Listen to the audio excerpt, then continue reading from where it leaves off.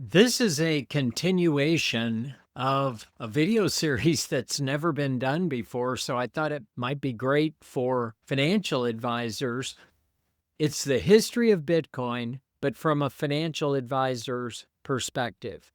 For me, understanding this history a little bit better helped me put Bitcoin into context and understand that it didn't just appear out of nowhere. This was a development and an engineering of a concept that had been going on for a long time. If you understand that, you have a higher level of understanding about the implications of Bitcoin. It's not an investment, it was the vision of something else, something bigger, something that is actually on track to possibly becoming the global reserve currency, taking it over from the US dollar.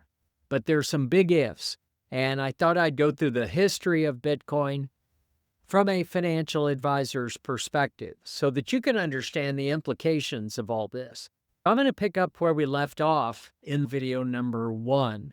We talked about Frederick Hayek. In 1984, he said if good money ever came back, it would have to come through a sly, roundabout way. It had to come about by something that governments could not stop. A generation later, after 1984, people started trying. The 1990s were the first serious attempt at creating digital cash. The most famous was a developer named David Chaum. He's still alive today. David Chaum's DigiCash came into the market.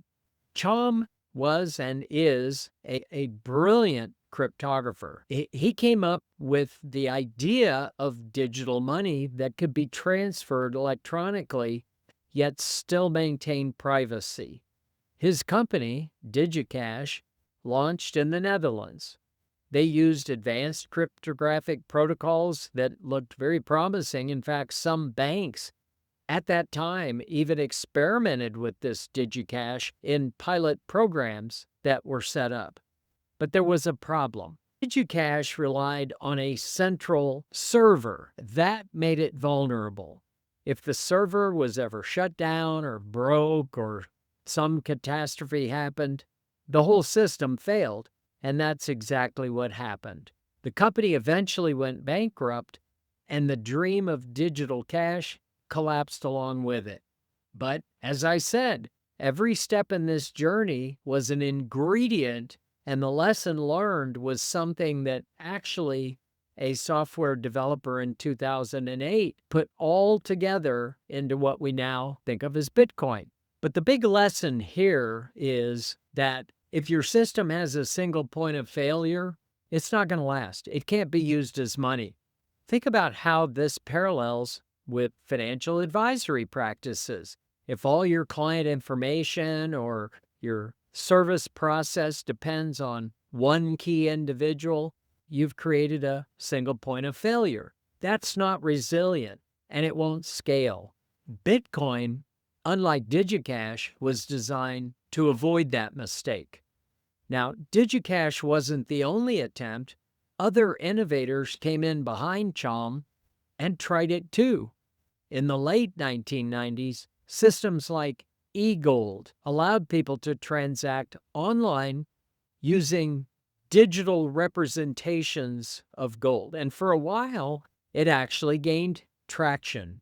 Millions of users globally, believe it or not. But once again, there was a central company running it, and that made it easy for governments to shut down. Eventually, the founders were indicted and the service was dismantled. Governments' reactions to things like this can be a little iffy. To them, it could look like you're counterfeiting or something. But each of these failures, as I said, taught important lessons.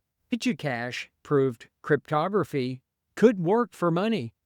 eGold proved that people actually wanted digital alternatives to the dollar. There's a market for it. But both were centralized, both could be seized, shut down, banned, whatever. So both ultimately failed. A takeaway for financial advisors. This is a good reminder for clients who believe that governments can simply outlaw Bitcoin. I've talked to a lot of financial advisors in the last couple of years who say, oh, Bitcoin, they'll never allow that to stay around. That's already been tried. Every centralized digital cash attempt was shut down. What makes Bitcoin different is it's decentralized. There's no CEO that you can arrest, no server that they can seize. There's no headquarters that they can go raid. That's the ingredient that is a game changer. It changes literally everything. So by the end of the 1990s, the dream of digital cash seemed dead at that time. But in reality, the lessons were just being learned. They were being accumulated for future use. And out of these failures came the understanding that money in the digital age had to be decentralized, had to be peer-to-peer, just a buyer and a seller transacting together. It just needed to be simple. Two parties settling a transaction. And digital money needed to be built on math, not trust. So you can't trust the central server.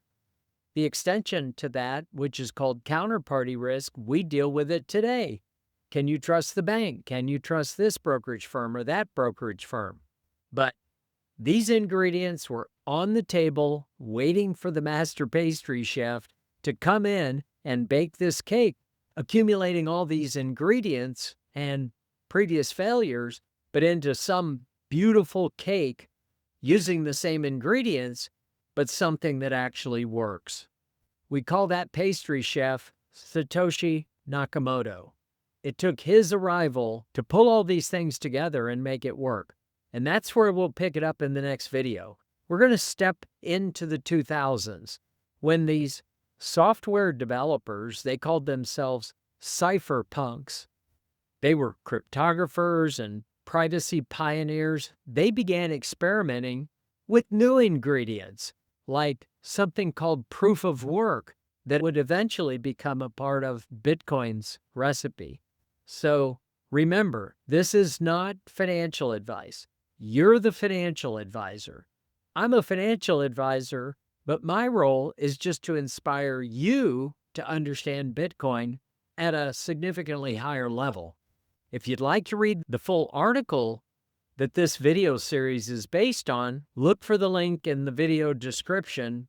And don't forget, my call to action is to get every financial advisor to commit a minimum of 100 hours of study on Bitcoin. This concept of Bitcoin is coming whether you're ready or not. And Bitcoin is really easy to use. That's why the adoption of Bitcoin is growing exponentially. But the planning mechanics under the hood of Bitcoin is something that every financial advisor needs to study and be aware of so that they can put it to use for a client, maybe even if they just ask about it. Better to master it than for you to be left behind. We'll see you in the next video.